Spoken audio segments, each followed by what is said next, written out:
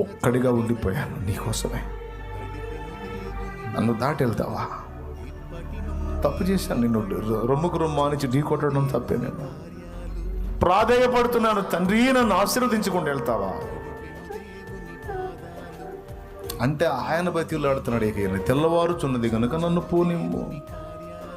యాకోబు ఎక్కడ పట్టున్నాడు అంటే నువ్వు విడగొట్టావు కదా, అయిపోయింది కదా. ఏడుపు, ఆర్తధ్వని, అయ్యా అయ్యా నన్ను కనికరించుకుంటూ వెళ్తావా? అయ్యా నా సంగతి ఏంది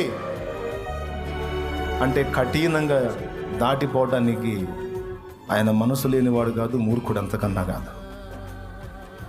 కరుణ, కనికరం, జాలి, దయ, ప్రేమ, వాత్సల్యం అనే ఏవైనా ఉన్నాయంటే అవన్నీ తానై ఉన్నవాడే మన దేవుడు.